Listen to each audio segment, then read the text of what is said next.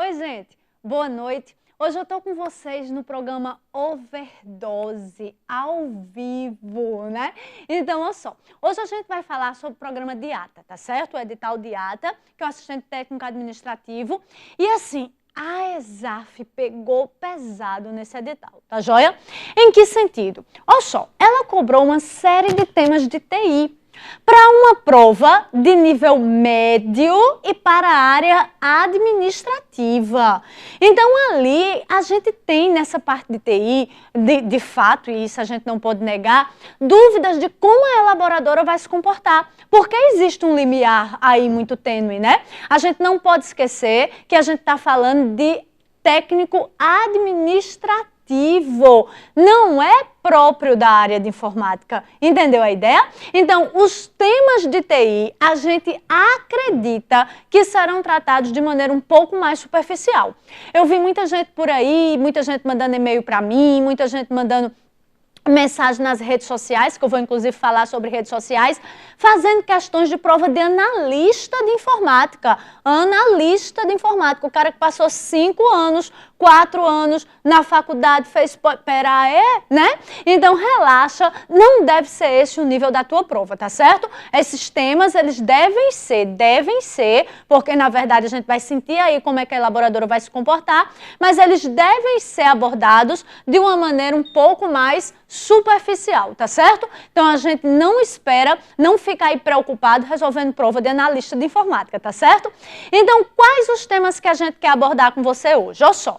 Primeiro, eu quero trazer para você aquela questão de lógica de programação, tá? Aquela questão de programação estruturada. Então, vamos bater esse pontozinho do seu edital. O que é que você tem que lembrar daí? Daí você tem que lembrar o que é software, quais são os tipos de software. Então, lembrar de toda aquela parte de software, sistema operacional, aplicativo, utilitário, acessório. Estão lembrados? Lembrar que o sistema operacional tem 3 funções básicas. Esse sistema operacional vai controlar o hardware, esse sistema operacional vai controlar o software e ele serve de intérprete entre o homem e a máquina. Não esqueça disso, tá? O aplicativo, ele tem função para o homem. Ele tá lá, mas ele tem função para o homem. E ele vai complementar tarefas instaladas separadamente. Eu vou fazer um desenhozinho aqui na tela para a gente falar um pouco mais sobre isso, tá? Lembrar, que eu costumo fazer com vocês o que eu chamo da ameba, tá certo? Onde a gente tem o núcleo do sistema operacional e aqui nesse núcleo a gente tem os arquivos e as DLLs que vão controlar hardware e software, beleza? Em seguida, a gente tem uma outra camada, que é a camada responsável por servir de intérprete entre o homem e a máquina, tá? Então, aqui a gente vai ter a camada que vai fechar a terceira função. Lembrando que shell e núcleo já formam um sistema operacional. Um sistema operacional tela preta, linha de comando, como era o teu antigo DOS. Alguém aí usou DOS? Eu não usei não, porque não é da minha época, mas me contaram que a pessoa digitava numa tela lá, um comando, numa linha preta, né? E aí vinha o resultado. Então, essa é a ideia de um sistema operacional linha de comando, sem interface gráfica, tá? Aí a gente vai dar uma ampliada nesse desenho. Então, repetindo, shell e núcleo já formam um sistema operacional. Agora, no sistema operacional, tela preta, linha de comando, tá? Aí a gente vai ter aqui os aplicativos. Em seguida, os acessórios. Aí vamos ter aqui a interface gráfica, que a ESAF pode tratar pela sigla, que é GUI, Graphic User Interface, tá? Interface gráfica do usuário, e os utilitários. O que é que você precisa saber daqui? Você precisa saber, essa é a nossa ameba, como eu costumo chamar, tá? Então, o sistema operacional vai servir de intérprete entre o homem e a máquina, controlar hardware e software. O aplicativo é o programazinho que tem função para o usuário. E o que é que o desenho está te dizendo, para cá? Que ele é instalado, separadamente. Quais os exemplos de aplicativo que a gente pode dar para vocês? O Office, o BR Office e esses montes aí de programas que vocês baixam para tudo. A moda hoje não é baixar app, App é a sigla de aplicativo, perfeito? Aí a gente vai ter o acessório. O acessório é um programazinho similar ao aplicativo, também com função para o homem. Eu vou exemplificar com o Windows, que eu sei que é o que a maioria de vocês usa, tá? Então lá no Windows a gente tem o bloco de notas, a calculadora, o Paintbrush. Agora ó pra cá, o que é que o desenho está dizendo? Ó só, o acessório é essencial para o sistema operacional funcionar? Não, mas se ele existir, já vem no pacote do SO. Então, você não pode chegar numa loja e dizer, moço, eu vim comprar o Paintbrush. Não pode, tá entendendo? Se ele existir, ele já veio com o sistema operacional, perfeito? Aí a gente vai ter a interface gráfica, que é a camada gráfica bonitinha, que vai facilitar a interação com o usuário. O que é que o desenho está dizendo? A interface gráfica é essencial para o sistema operacional funcionar? Não, mas se ele existir, já vem também no pacote do SO. Você não pode chegar numa loja e dizer, moço, eu vim comprar só a interface gráfica. Não pode, tá joia? E o utilitário, ele tem função para a máquina. Ele não existe para o homem, ele existe para a máquina. Os principais utilitários que a gente tem no Windows são o ScanDisk, o Defrag, tá? Estão lembrados dele? Então, os utilitários servem para suprir, geralmente, deficiências do sistema operacional. Por exemplo, lembra que o Defrag junta os pedaços do arquivo? O Windows, quando vai guardar no disco, guarda espalhado, né? Aí, quando eu peço tal arquivo, ele tem que sair catando os pedaços. Quais são as palavras-chave da informática que eu esqueci? Velocidade e segurança. Então, o resultado, o que é que vai acontecer? Ele perde tempo, ele perde velocidade. O que é que o Defrag faz? Tenta ao máximo juntar essas partes, juntar esses pedaços. Por quê? Porque ele ganha velocidade. Mas veja que eu só preciso do Defrag porque o Windows não faz isso. Se o Windows fizesse, eu não precisava dele para juntar. Então, geralmente, o utilitário vem suprir uma deficiência do sistema operacional. Entenderam isso? Tá tranquilo? Aí eu para cá. Veja que a gente tem aqui uma interseção. Vocês perceberam que eu pus aí uma interseção? A interseção é exatamente para te dizer que esse utilitário pode ou não fazer parte do pacote do SO, tá? Então, você tem os que já vêm com Windows, como o ScanDisk, como o Defrag, e você também tem aqueles que podem instalar separadamente, como o Norton. O Norton é um pacote de utilitários, tá? Lembrar que aqui em utilitário vai entrar teu antivírus, vai entrar teu anti-spyware e assim por diante, perfeito? Então, ó, revisamos essa parte de software. Aí, se eu já sei o que é o software, se eu já sei qual é a função do sistema operacional, eu tenho que me lembrar que existem as linguagens de programação. E que eu tenho dois níveis de linguagem de programação. Primeiro, Manu, o que é linguagem de programação? Voei. Linguagem de programação são as linguagens que a gente usa para escrever os programinhas, tá? Essa é a ideia, porque a máquina não entende a minha língua. Ela só entende o quê? Zeros e uns. E eu tenho que, escrever as ordens para elas, os programas. Então, existem as linguagens nas quais eu posso digitar o código desses programas. Perfeito? Até aqui tudo bem? Mas aí tem um problema. A máquina só entende zeros e uns, né? Massa.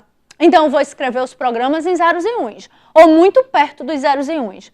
Só que isso é contraproducente. Na faculdade, a gente passa lá com a eficiência da computação, a gente passa lá um período programando muito perto dos zeros e uns. São os 6 meses que a gente repensa se é isso que a gente quer para a vida da gente, tá certo? E não é por nada não, não é nada difícil, ai, vou me matar. Não, não.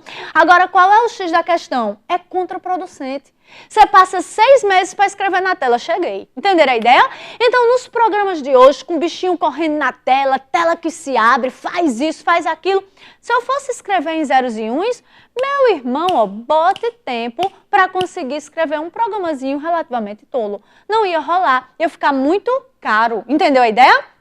Aí vamos então construir linguagens mais próximas da linguagem humana para facilitar essa interação. Manu, como é que a pessoa constrói uma linguagem? Uma linguagem não é nada mais do que um dicionário e uma gramática. Só. Entenderam? Então, a linguagem de programação é um dicionário e uma gramática. Eu vou sentar para aprender italiano. Então, vou aprender o dicionário de italiano, a gramática de italiano. Entenderam a ideia? Eu vou sentar para aprender inglês. Então, eu vou estudar a gramática de inglês, o dicionário de inglês. É isso que é uma linguagem. Aí eu vou estudar Java, aprendo o dicionário de Java, as regras de Java, a gramática de Java e pronto, e vou agora escrever meu códigozinho. Ô Manu, tá massa, tá joia. Essas linguagens de programação são mais perto da linguagem humana, tá massa. Então eu vou conseguir produzir mais, ter uma produção melhor, perfeito, massa. Mas a máquina não só entende zeros e uns? É. Aí toda linguagem de programação, ó, vai ter um tal de compilador ou o interpretador. Perfeito? Que faz o quê? Eu escrevo o código todinho, tufo, em Java, em C, em Delphi, em Pascal, seja lá qual for a linguagem, e ao término eu digo compile. Aí a própria estrutura da linguagem vai transformar aquilo em zeros e uns. Então, o que é que eu consigo com isso? Quanto mais perto da linguagem da máquina, dos zeros e uns, a gente diz que a linguagem é de baixo nível. Ela é menos produtiva, né? Ela é contraproducente e ela é mais vinculada a um determinado modelo de processador. Geralmente, quando você programa em zeros e uns, você faz aquele programa para aquele processador. Processador do DVD, o processador daquela injeção eletrônica e assim por diante, tá? Só vai funcionar ali. Quanto mais perto da linguagem do homem, mais produção eu tenho e mais portátil a linguagem é. O que é que significa isso? Vai funcionar dependendo do sistema operacional e não mais dependendo do processador para o qual ela foi desenvolvida. Entenderam a ideia? Lembra disso, tá? É mais ou menos essa ideia que você tem que ter aí de noções de programação, tá? Aí você tem que lembrar que a gente vai estar falando da programação estruturada.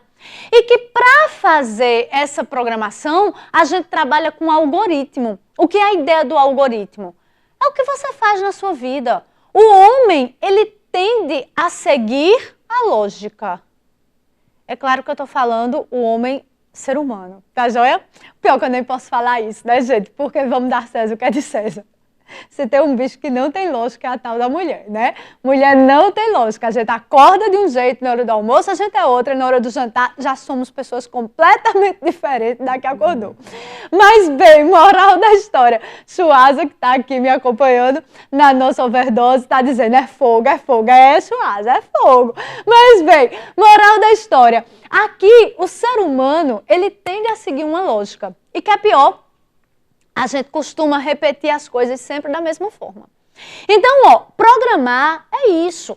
É tentar dizer para a máquina como executar uma determinada tarefa seguindo uma lógica.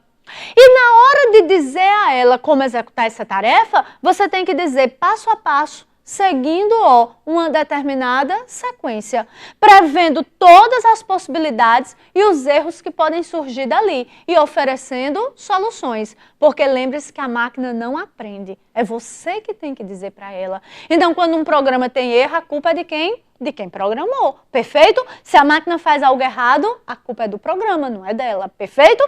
Então, essa lógica e essa sequência de passos a seguir é o que a gente chama de algoritmo. A gente vai pensar como fazer o programa, então a gente desenvolve o algoritmo. E esse algoritmo você faz no seu dia a dia.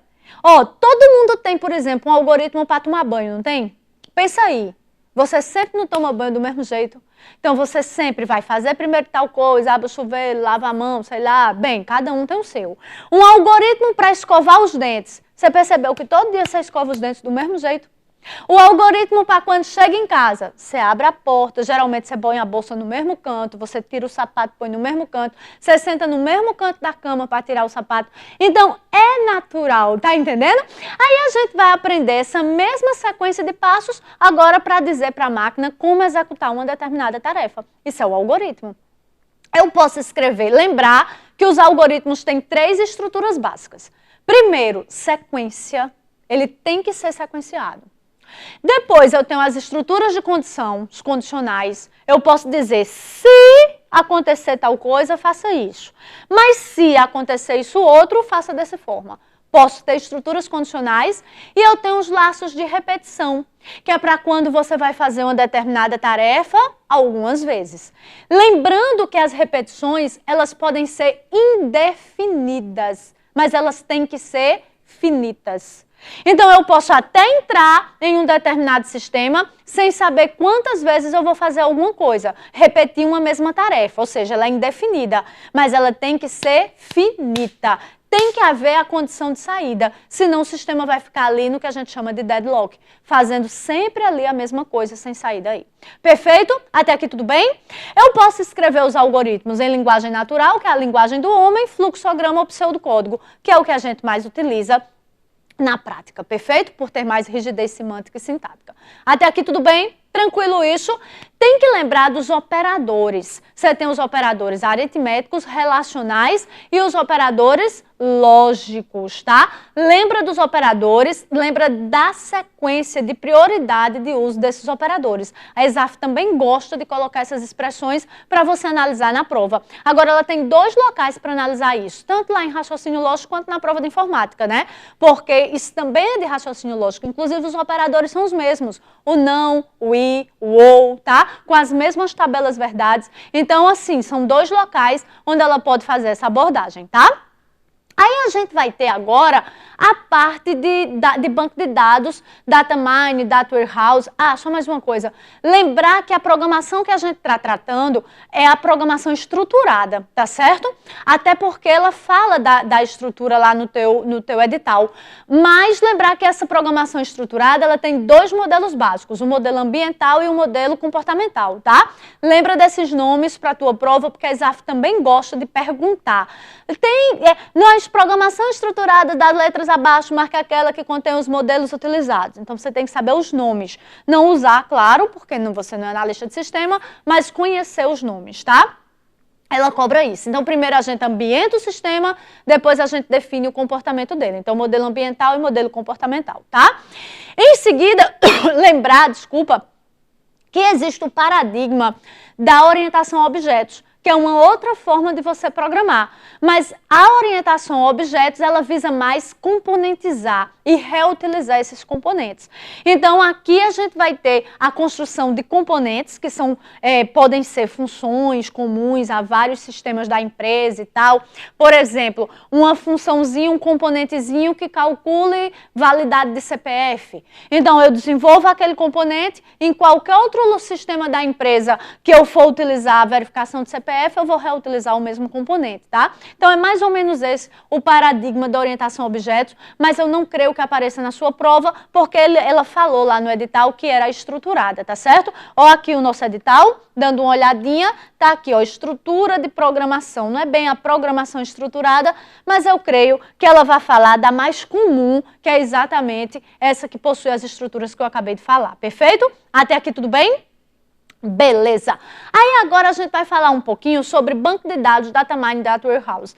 Eu vou falar primeiro sobre banco de dados, para depois passar para o data mine e data warehouse, tá? Então, o que é a ideia do banco de dados? É você lembrar que nesse banco de dados, primeiro, todas as informações, elas são armazenadas em bancos de dados. Você já deve ter ouvido essa história, né? Ah, meu nome, vê se está aí no banco de dados. Você não diz isso? E o que é banco de dados, né? Então, o banco de dados são exatamente esses programas que armazenam essas informações, tá? E aí você vai ter softwares chamados SGBDs, que são os gerenciadores de banco de dados, que vão, sistemas gerenciadores de banco de dados, que vão exatamente aprender a mapear essas informações no banco de dados e aprender a retirar as informações de lá. Então, a gente armazena como isso internamente, né? Como é que esses dados estão lá dentro? Lá dentro a estrutura lógica é de tabelas, tá? Então, ó só, teu banco de dados, ele deve ter tabelas, campos, registros e chaves. Esses são nomes que vocês devem conhecer, tá certo? Então, tabela, campo, registro e chave, tá? Aí, o que é que você tem que saber? Eu vou fazer aqui um bancozinho de dados muito fuleira, tá? Que que eu, se fosse um aluno meu, eu cortaria. Mas é pra gente não expandir muito, que o nosso tempo é curto, tá? Então, se fosse uma prova minha, que eu já ministrei a cadeira de banco de dados, eu reprovaria o aluno, tá? Se ele fizesse um negócio desse. Mas vamos lá. Então, imagine que aqui a gente tem uma tabela de pessoa, onde a gente vai ter aqui o código da pessoa, o nome, a data de nascimento e o sexo. Beleza? Então, aqui seria a tabela pessoa. Ok? Aí, aqui eu vou ter uma tabela endereço, onde a gente teria aqui o código do endereço. Aí, a gente teria aqui, sei lá, a rua, o número e o complemento. Perfeito? Então, aqui a minha tabela de endereço. É claro que, ó, a gente na informática tem uma coisa chamada normalização, que é o que eu vou falar depois, tá? Esse meu exemplo, quando eu disse que eu reprovaria o aluno, é porque a tabela não está normalizada. É claro que a gente vai trabalhar esse endereço muito melhor, tá? A gente vai ter as ruas, vai ter a faixa de números das ruas, porque geralmente a gente porta a tabela dos correios. Então, é uma estrutura muito mais complexa do que isso. Apenas eu estou aqui facilitando, porque o tempo é curto, mas não seria essa a representação ideal, tá? E a gente poderia ter aqui a tabela endereço pessoa, onde a gente teria aqui um código, o código da pessoa e o código do endereço. Perfeito? O que é que eu quero só que você perceba aqui? Essa ilustração é só para você entender mais ou menos como é que o pessoal de informática pensa, tá? Então, olha só. Primeiro, eu já te disse que nós somos extremamente pragmáticos, porque a gente pensa em forma de algoritmo, tá?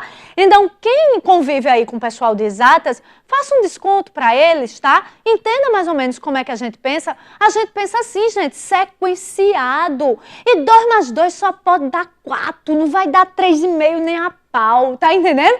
Então, uma galera de informática sai de casa, ela já sai pensando, se tiver engarrafamento, eu posso pegar tal rua, eu vou pegar aqui o lado da direita porque tem saída, não sei o quê. É diferente, a gente pensa pragmaticamente, tá? Então, faz esse desconto, por quê? Porque a gente pensa em forma de algoritmo, acostuma a pensar assim. O povo de humanas não, ele sai de casa e diz, choveu, choveu. Não, o povo de exata já teve uma solução, já pensou se chover por quanto tempo, qual a... Entendeu a ideia? A galera é meio louca. Por isso, né, que eu não convivo com esse povo. Mas bem, voltemos. Então, ó pra cá. Qual é o lance dessas tabelas? Pensa bem. Aqui a gente teria a tabela representando, ó, cada entidade que eu quero armazenar. Eu quero armazenar dados de pessoa, eu quero armazenar dados de endereço e eu quero armazenar dados de endereço da pessoa. Então, eu fiz 3 tabelazinhas.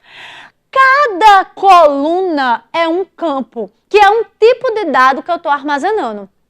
E cada linha da tabela é um registro, que é exatamente o dado armazenado, tá? Verificando que os campos no registro, eles são correlacionados. Então, por exemplo, só um minutinho, deixa-me beber água. Ao vivo pode beber água, né? Tô bebendo.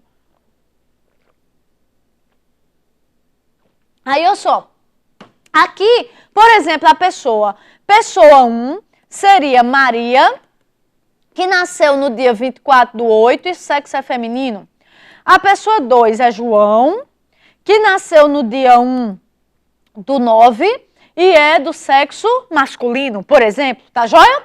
Aí o endereço, eu dei o endereço 1, que é a rua qualquer, que tem o número 0, vamos botar o número 10, né? E o complemento 100.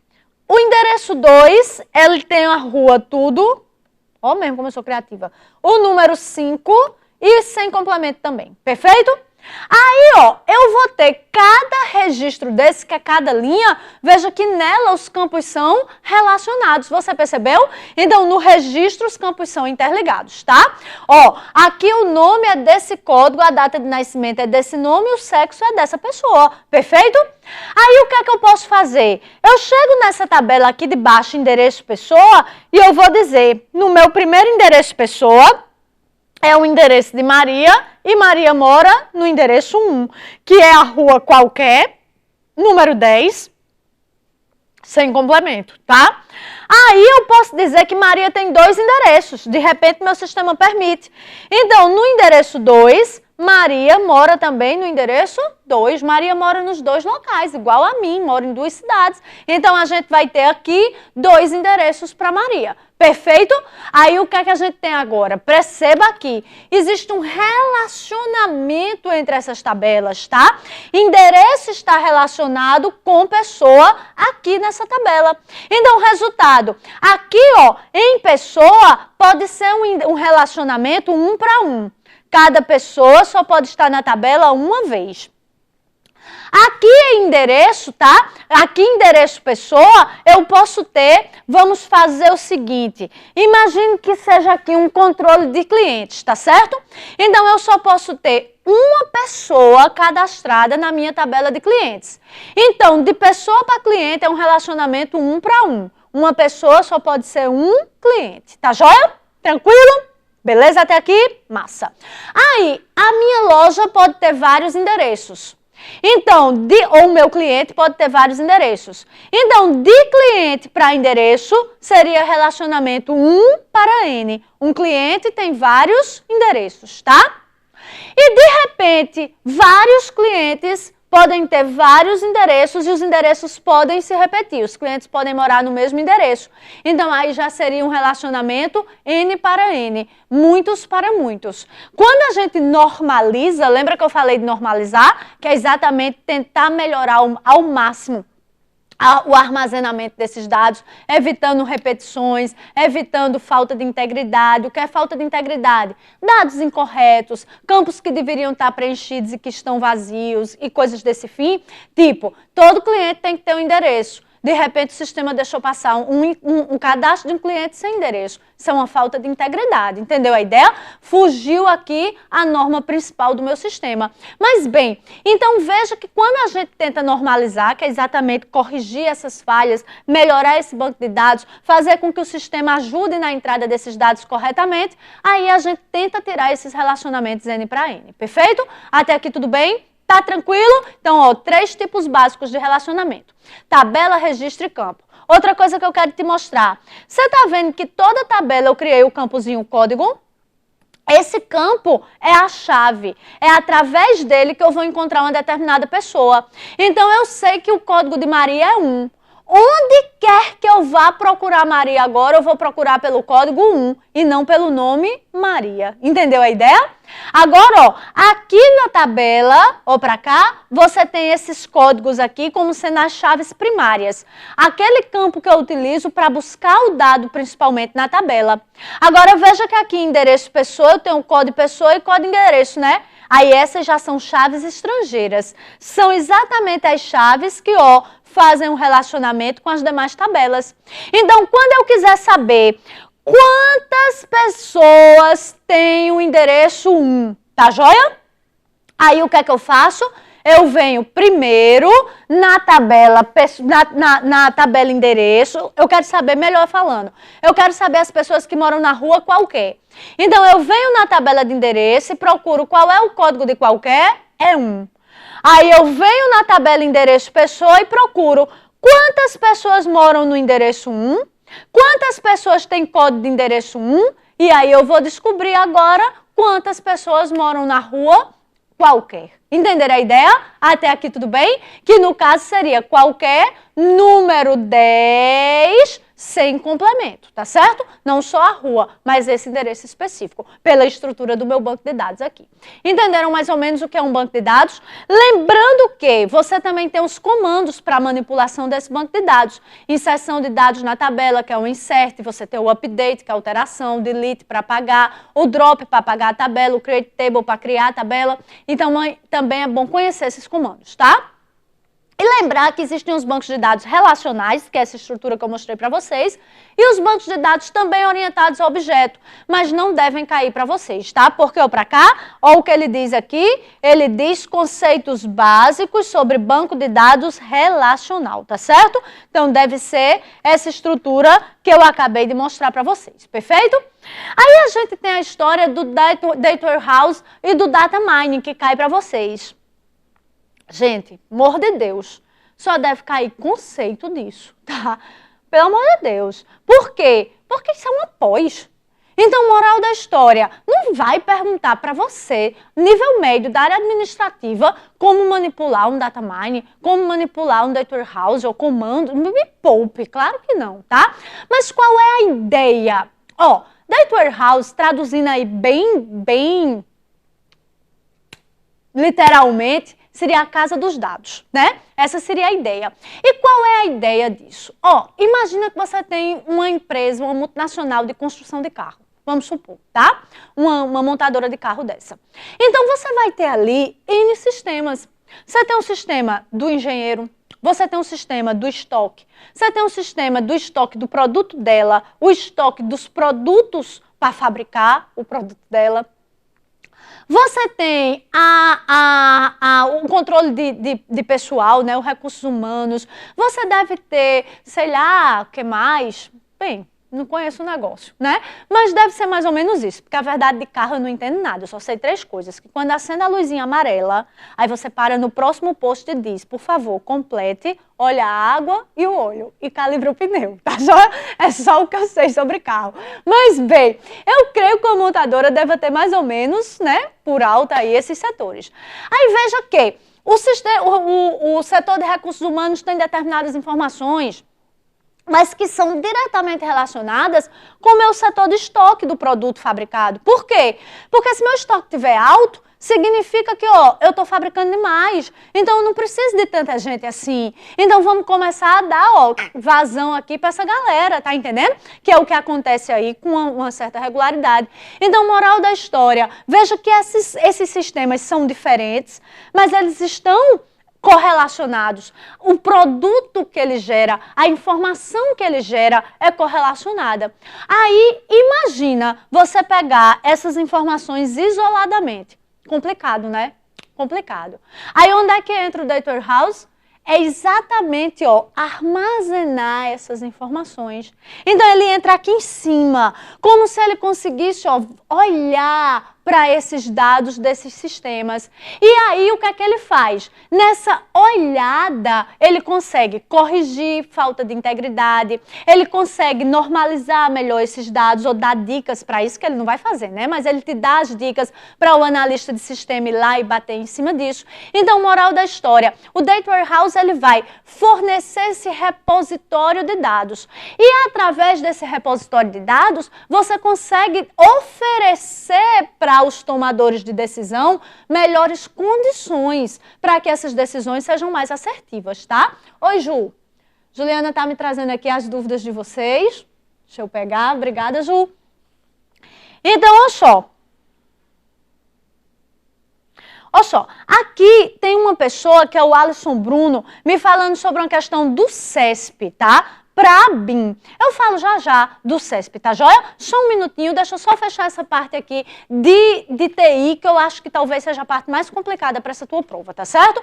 Mas bem, voltemos. E daqui a pouquinho eu falo, tá, Alisson? Então, olha só. Aí aqui, o que é que a gente vai ter? Como eu estava dizendo, o Data Warehouse vai fornecer condições para que esses tomadores de decisões tomem decisões mais assertivas, tá? Eles consigam verificar melhor esses dados, enxergar melhor esses dados e, a partir daí, tomar decisões, perfeito? E aí entra o Data Mart, que são pequenos pedaços desse Data Warehouse, geralmente voltados para um determinado departamento, e você tem as ferramentas de OLAP. As ferramentas de OLAP são ferramentas disponibilizadas para que os gestores possam consultar esse Data Warehouse, e aí eles possam, eles mesmos, verificarem. Por exemplo, eu sou um engenheiro e estou trabalhando aqui na produção de um carro.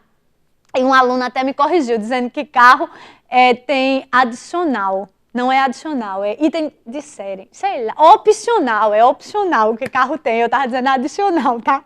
Entendo muito. Mas bem, então o engenheiro ele está lá no novo projeto do carro. E ele sabe que ele tem que fazer um carro para famílias e para voltado, né, para o perfil familiar e numa margem de custo tal. Então ele vai entrar nesse Data Warehouse e aí ele mesmo usando as ferramentas de OLAP, ele pode verificar, peraí, quais são os opcionais mais vendidos? Qual o custo disso para a fábrica? Quais os que eu posso colocar nesse carro como item de série, mas mantendo esse custo aqui final, que é o previsto para o projeto. Vocês estão entendendo? Então veja que ele pode entrar na massa de dados e extrair informações próprias para aquela circunstância naquele momento. É isso que oferece o Data Warehouse, tá? E o Data Mine já está dizendo mineração de dados. Então, por exemplo, quando você está em casa, aí de repente chega aquele aviso daquela viagem que você queria fazer. Aí você olha e diz, caramba, meu irmão, essa galera tá lendo pensamento aqui, porque eu não comentei com ninguém que eu queria fazer essa viagem. Isso chega exatamente isso. Foi o Data Mine. O que é que ele fez? Ele coletou informações dentro de bancos de dados de sistema que você se cadastrou, que você usou, e ele conseguiu mapear o teu perfil. Então, de repente, uma empresa de turismo estava oferecendo aquela promoção naquele pacote. Aí ele foi procurar, vamos supor que fosse para o Peru, para Machu Picchu. Então, ele vai lá verificar o quê? Se bem que Machu Picchu tem gente de todas as idades, não vai rolar. Mas suponhamos que, sei lá, o Caminho de Santiago, na Espanha, vamos supor, e ele está fazendo um pacote para isso. Então, veja que é um público bem específico. Geralmente é a galera que vai fazer viagem de aventura, que tem um lado mais místico. Aí ele pode mapear e verificar que geralmente quem faz essa viagem, que faz viagem também de todas as idades, mas vamos supor que seja até, sei lá, os 50 anos, geralmente vão sozinhos, entender a ideia, gasta tanto por dia, então quem é que tem mais ou menos essa faixa etária dentro do banco de dados, o perfil de viagem de aventura, que viaja só, que vai se encaixar nesse meu pacote. E aí ele vai oferecer aquele produto para mim. Então a possibilidade de conversão desse em compra, ó, aumenta substancialmente. Entendeu o que é que faz o Data Mine? Vai minerar dados de acordo com determinada circunstância. Para quê? Para aumentar as chances de assertividade na escolha daquela margem de clientes ou daquela margem de dados que você quer selecionar. Perfeito? Até aqui tudo bem? Aí vem a parte de virtualização de servidores físicos e virtuais. No nosso curso, a gente revisou toda a parte de redes. Então, ó, aqui em servidores físicos e virtuais, inclusive um aluno do nosso curso até mandou uma mensagem para mim, na sua mensagem, falando de virtualização de servidores, falando de... Menina, coisas super técnicas, tá? Isso não deve cair para vocês. Gerência de máquina virtual e tal, isso não deve cair para vocês. Isso é muito técnico, gente. Pelo amor de Deus. Então, não deve vir nesse nível, tá certo? O que é que deve vir para vocês? Mais ou menos a ideia do que é um servidor, do que é um cliente, um host e um guest, né? O cliente e o servidor. E você deve ter aí a noção de que esses servidores podem ser físicos, máquinas físicas dedicadas para um determinado fim, ou eles podem ser virtuais.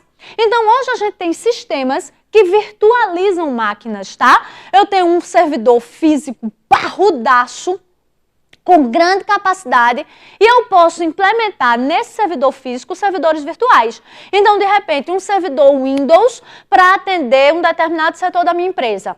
Aí eu monto naquela mesma máquina um outro servidor virtual Linux para atender um determinado setor da minha empresa que tem outro sistema rodando que roda na plataforma Linux e atende às necessidades dele. Então, fisicamente, estão todos numa máquina só, mas funcionam como se fossem máquinas independentes, que são os chamados servidores virtuais, tá? E existem softwares para gerenciar esses servidores virtuais e para permitir exatamente isso, que você tenha a sensação final é que você tem servidores distintos, máquinas físicas distintas, mas deixa que está tudo num servidor só e eles estão ali virtualizados, tá joia? Deve ser mais ou menos esse conceito de virtualização que cai para vocês. Como implementar isso? Quais são os softwares que implementam isso? Quais as regras de segurança para isso? Como gerenciar os conflitos? Aí, peraí, isso aí já é extremamente técnico, não deve aparecer não para vocês, tá certo? Mas ter a noção de que existem os servidores físicos e pode existir esses servidores virtuais e aqueles conceitos básicos de rede, de que a rede está ali compartilhando recursos, compartilhando serviços, serviços, tá? E que, por exemplo, num servidor virtual, a sensação de compartilhamento de recurso é como se fosse um servidor físico. Então, você vai compartilhar impressora, você vai compartilhar base de dados, você vai compartilhar arquivos, tendo a sensação de que é uma máquina física, para você isso é transparente, tá certo? Até aqui tudo bem? Aí vem toda aquela parte de redes, que a gente também revisou pesado com vocês. Não está explícito no teu edital, mas quando ele fala ali, noções, ó pra cá, esse noções mata, né? Mas quando ele vem aqui, ó, nessa parte de conceitos e modos de utilização de ferramentas e aplicativos, então, ó, se você vai usar o aplicativo aqui, que é o navegador, para utilizar a página, então você tem que saber o serviço de página e tem que saber que o serviço de página funciona na camada de aplicação e que ele vai usar o protocolo HTTP e o HTTPS. Estão entendendo a ideia? Então, lembrar de estudar isso, tá? O que a LAN é a rede local, o que a WAN é a rede de longa distância, que a MAN é a rede metropolitana. Lembrar das diferenças entre internet e extranet, tá certo? Lembra disso. Estuda os meios de acesso, que a ESAF gosta disso. Então, a linha telefônica, o cabo, as ondas de rádio, tá? E vamos para aquela parte de funcionamento básico. Então, lembrar que a internet vai usar que base de protocolos? Arquitetura TCP/IP. Tá joia? E é que a gente pode chamar também de modelo de referência TCP/IP, né? E também pode chamar aí de família de protocolos TCP/IP. Aí eu tô chegando na pergunta do Alisson, tá certo? Porque aqui a pergunta é sobre protocolos, no caso o IMAP, tá? E aí o que é que vai acontecer? Esses modelos TCP/IP, esse modelo TCP/IP, que é da internet e que termina sendo adotado também pelas intranets, esse modelo TCP/IP, ele vai ter uma série de protocolos. E os protocolos são divididos em camada. Por quê? Porque o modelo TCP/IP, ó, divide a rede na camada de aplicação, transporte, rede, enlace e física. Perfeito? Então, olha só o que é que a gente vai ter aqui. Os protocolos distribuídos por essas camadas. Lembrando que o homem atua com a camada de aplicação. E o meio de acesso, o cabinho da rede, a linha telefônica, etc., vai atuar aqui embaixo na camada física, tá certo? Então, se liga disso. A função de cada camada. Lembrar que a aplicação vai interagir com o homem, pegar a mensagem do homem, passar para a camada de transporte. Transporte vai quebrar essa mensagem em pedacinhos menores sequenciados, que são os pacotes, tá? Lembrar disso. Lembrar que rede vai endereçar, transformar de endereço físico para lógico, no caso na ida, lógico para físico e na chegada físico para lógico.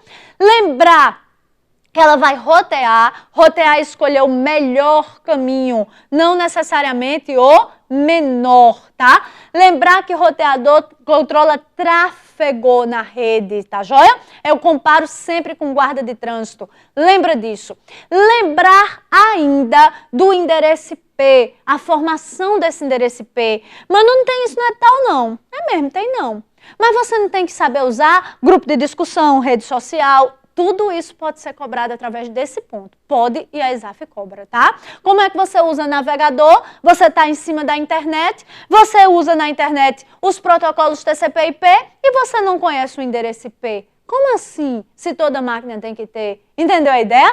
Então tá cobertado pelo teu edital, indiretamente, mas tá, isso pode aparecer, tá? Então dá uma olhadinha no endereço IP, na formação desse endereço IP. 4 partes, variando de 0 a 255 no IPv4 e de 0 a 65.535 no IPv6, tá certo? Lembrar que o IPv6, ele vai ser necessário porque eu tenho um aumento da quantidade de computadores na rede. E numa mesma rede eu não posso ter 2 computadores com o mesmo endereço, tá certo? Mais uma aguinha. Gente, tem a mãe de uma aluna que mandou um post para mim que eu achei lindo no Face, perguntando, meu amor, você respira? Eu respiro, ó, rapidinho, tá já? E bebo água, mas vamos lá. O tempo é curto e a gente tem vontade de falar tudo para vocês, né?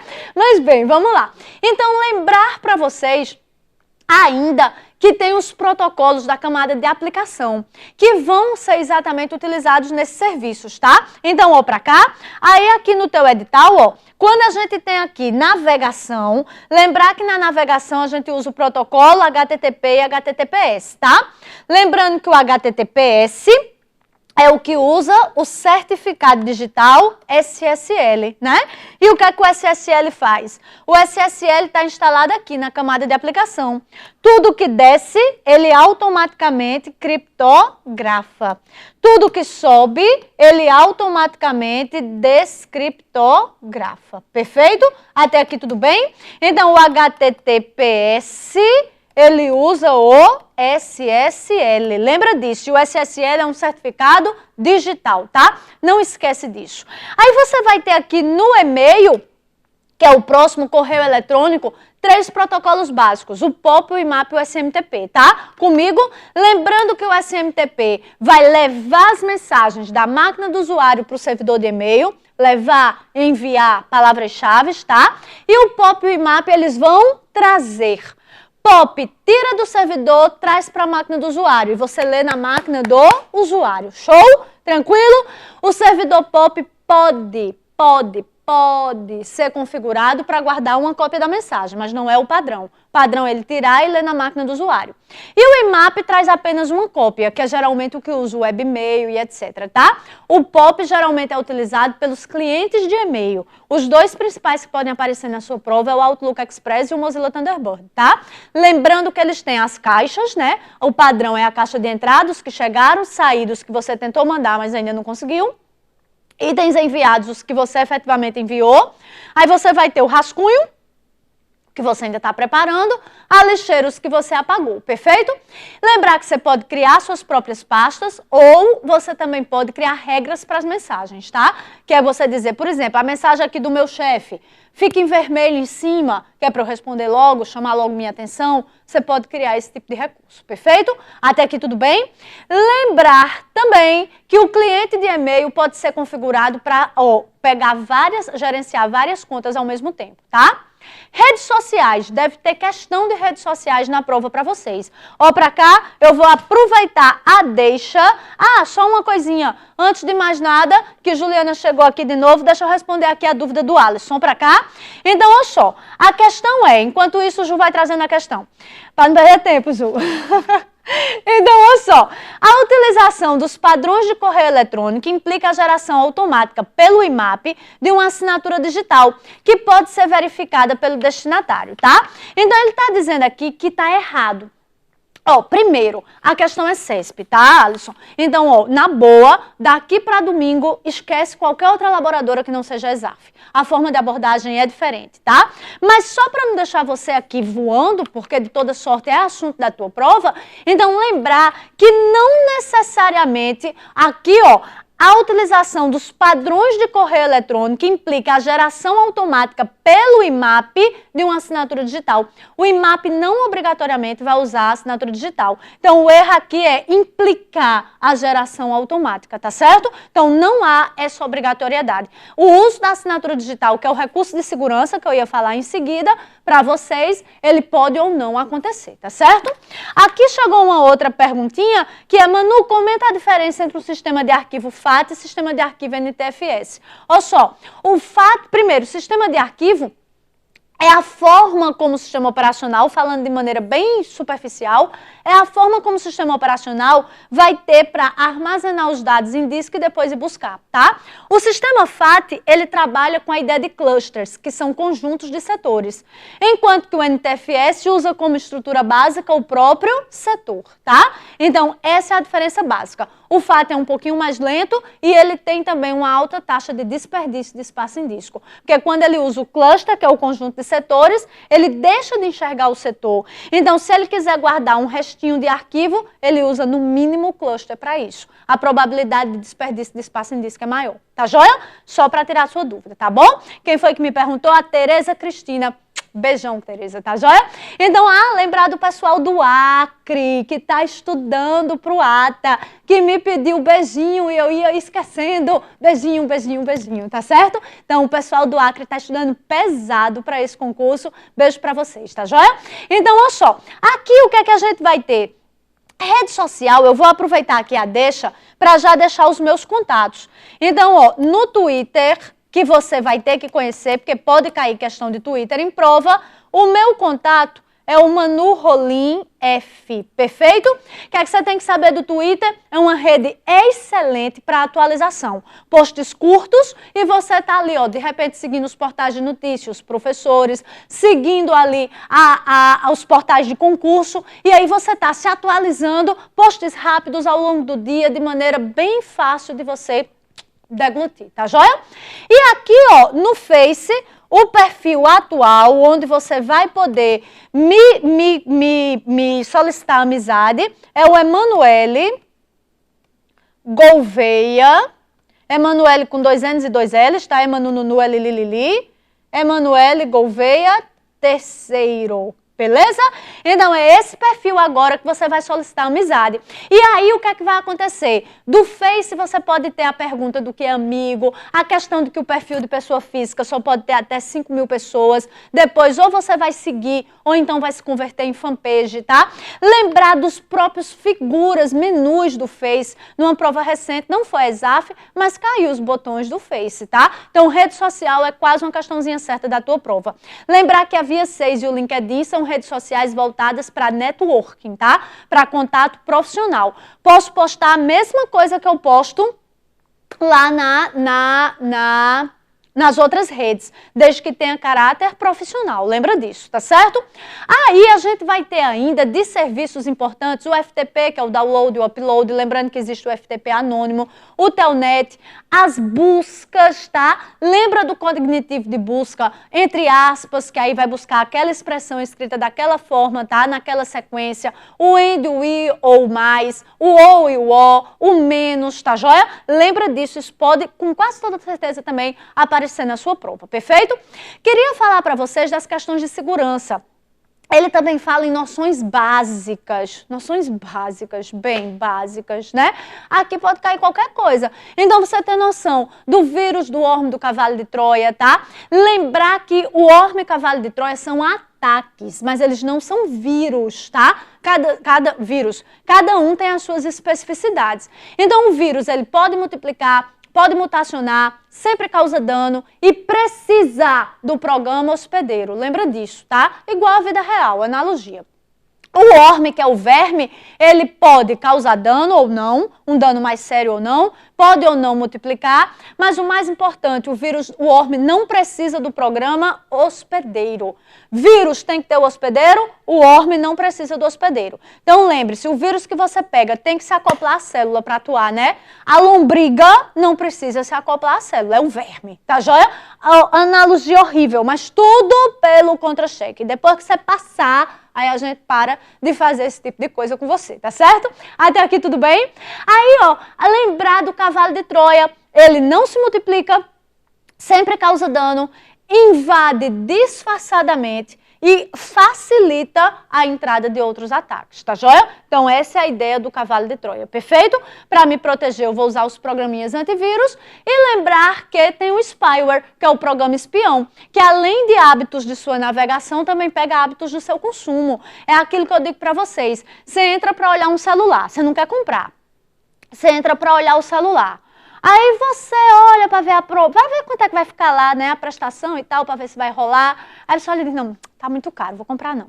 Aí depois disso, pronto, e-mail de promoção desse celular, toda página que você entra tem esse celular. Aí tem gente que olha e diz, isso é um aviso de Deus para eu comprar. Eu vou comprar, que vai dar certo, porque eu nunca tinha visto nada desse celular. Agora tudo é esse celular. Pois foi o spyware, não é o aviso de Deus ainda não, tá joia? Relaxa. Foi o spyware. Ele pegou os hábitos de seu consumo e agora, ó, vendeu no mercado negro e você vai sendo alimentado por isso aí, tá joia?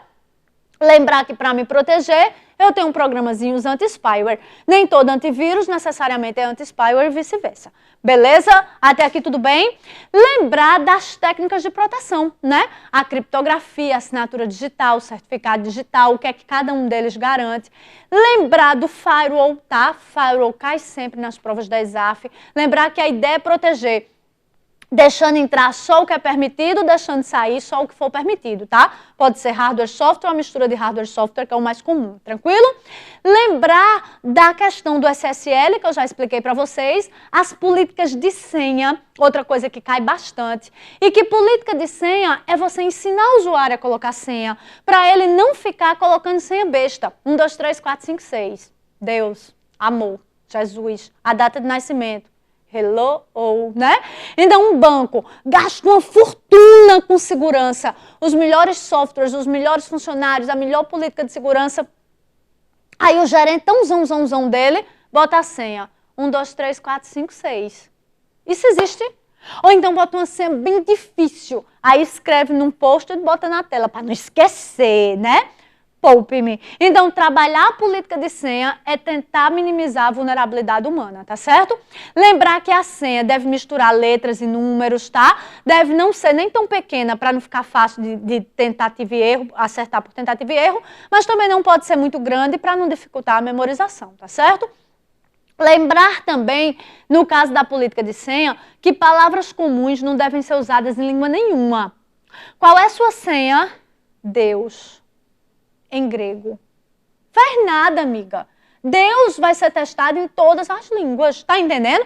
Básicas, a não ser que você tente um dialeto indiano, né? Porque lá tem um montãozão, então vai que de repente você pega um de uma tribo nômade, né? Que aí não vai ser testado. Mas tirando isso, vai rolar, vai ser testado, que esse é o chamado ataque de dicionário. Então, palavras comuns não devem ser usadas em língua nenhuma, tá? Lembrar que existem as auditorias.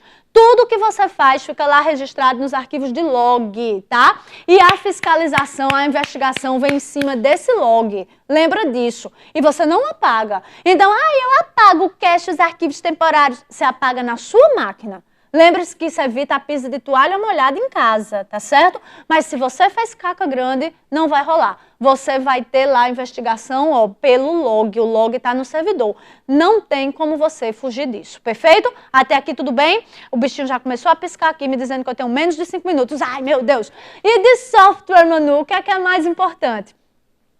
Só mais uma coisa. Ó pra cá, lembrar que o Internet Explorer tem um modo in private, e o Google chama esse mesmo modo de anônimo. O que é que esse private e esse anônimo faz? Eles, quando você encerra a sessão do navegador comigo, ele sozinho vai apagar histórico, arquivos temporários, cache, etc, tá certo? Mas não te dá anonimato. O log continua lá no servidor, perfeito? Não pode te dar anonimato, é só pensar, gente. Você acha que eles iam inventar um jeito de você fazer caca e ficar anônimo? Claro que não, tá? E de software, Manu, e de software? Olha só. Com certeza tem questãozinha de software na tua prova, a ESAF gosta. Agora deve vir uma de Word, uma de Excel, uma de Windows, tá certo? O que é que a ESAF gosta de cobrar? Funcionalidade. Ela não é muito chegada, e aí você vai ver lá nas questões que a gente disponibilizou para vocês no curso, e quem não tá conosco no curso deve ver aí nas provas que você deve estar fazendo. Então você vai ver que ela gosta de tecla de atalho, ela gosta muito de tecla de atalho e de funcionalidade, tá certo? Então você vai estudar aquelas funcionalidades todas do Word, o que é uma quebra de seção, o que é uma quebra de página, para que serve uma quebra de coluna, tá? Para que serve um cabeçalho, para que serve um rodapé, onde é que eu coloco? De Excel, fórmula, função, referência, basicamente isso que ela costuma cobrar em prova, e preenchimento, tá? Então, preenchimento, fórmula, função e referência é o mais importante de Excel. O Word realmente é bater aquelas funcionalidades, não tem como fugir. É tecla de atalho, barra de ferramenta, funcionalidade. Barra de ferramenta ela cobra menos, tá certo? É mais telinha, funcionalidade, tecla de atalho. É mais a cara da ESAF. E do Windows, bata painel de controle, tá certo? Ele ama as questões de painel de controle. Manu, eu não vi o Windows na prova, não. Realmente, não tem explícito aqui, né? Porque se você observar, ó pra cá, ele vai falar aqui em edição de textos, planilhas e apresentações. Veja que ele não fala necessariamente da parte de sistema operacional. Mas o sistema operacional é a base, né? Então, se vier uma questãozinha, não deixa de estar de todo infundada não, tá certo? Mas dê prioridade aos demais softwares, tá certo? A apresentação, PowerPoint, né? São os principais. Apesar dele não ter explicitado aqui se era Office ou BR Office, a probabilidade maior é que caia Office. Porque geralmente quando eles vão cobrar o BR Office, eles explicitam isso no edital, tá? Como não foi o caso, então a gente subentende que deve cair o Office. Mas não está nada amarrado aqui, tá certo? Tranquilo? E lembrar para vocês também daquelas questõezinhas que a ESAF gosta, do linguajar um pouquinho mais técnico da ESAF, tá certo? Ah, só mais uma coisa que eu ia esquecendo antes de falar do linguajar técnico, a computação nas nuvens, tá? Então, lembrar que a computação nas nuvens é disponibilizar serviços e programas através da web, né? Lembrar que a principal vantagem é a independência de plataforma, porque agora eu só preciso de uma máquina que se conecte à web. Eu não preciso mais me preocupar qual é a configuração dessa máquina, qual é o sistema operacional que ela tem, eu economizo com licença de software, tá? São as principais vantagens aí. E desvantagens, a questão da segurança, que deve ser analisada, e o fato de nem todo canto do país ter internet de qualidade, né? Lembrar que você pode ter a nuvem privada, a nuvem pública, a híbrida e a da comunidade, tá? E os principais produtos de nuvem que costumam cair em prova, que são o Dropbox, o iCloud, o Google Drive e o Microsoft SkyDrive, tá? São os principais. É óbvio que você tem outros produtos, N produtos de rede agora, mas são os principais, os que costumam aparecer com maior frequência em prova, tá certo? E aí, eu tenho 40 segundos e eu queria dizer a vocês só, agradecer a presença. Eu sei que essa revisão é muito rápida, eu sei. Ninguém melhor do que eu para saber, né? Mas olha só, eu tentei focar no que eu acho que vocês devem estar com mais insegurança para essa prova explicitamente, que é a parte de TI. Então, por isso que eu gastei boa parte da revisão nisso, tá? A parte de rede, segurança e software, quem já vem fazendo concurso já está mais habituada a esses termos e a mais ou menos o que estudar. Mas no final das contas, a gente conseguiu bater aí todos os pontos do edital. E eu queria dizer a vocês, lembrar a vocês que, ó, não é balela. Quem me conhece sabe, não é balela. Aqui no SES, a gente quer mais do que te vender curso. A gente tem um objetivo e um compromisso com você. Então, ó, até lá o dia da tua prova, procura a gente. Quem fez o curso, vai lá na sua mensagem, tira a dúvida, me ajuda a te ajudar, tá? Quem não fez, entra aí na rede social, põe aqui na telinha. Então, ó, tá aqui o Twitter na telinha. O Twitter, tá aqui o endereço do Face, então entra lá na rede social, tira a tua dúvida comigo, tá? Faz com que eu consiga te ajudar um pouco mais, perfeito? Lembrando que o mundo não vai se acabar dia 26, tá certo? Então, para a gente estudar melhor esses pontos, dá depois uma olhada lá no curso na página do SES, no site do SES, e a gente tem lá para vocês isoladas de informática, tá? A gente tem lá cursos completos, onde a gente pode bater toda essa parte do assunto com um pouquinho mais de tranquilidade, tá bom? Então, muito obrigado pela sua audiência e lembre-se, a gente quer mais do que simplesmente te vender curso. A gente tem um objetivo, e o objetivo é ir com você até a conquista do seu cargo público, do seu contra-cheque ou do seu lerite, tá bom? Então, que Deus te abençoe, Deus nos abençoe, boa sorte na prova, espero ter podido ajudar e espera só um pouquinho que daqui a pouco tem mais gente aqui nessa caminhada com você, tá bom? Obrigadão, tchauzinho, gente.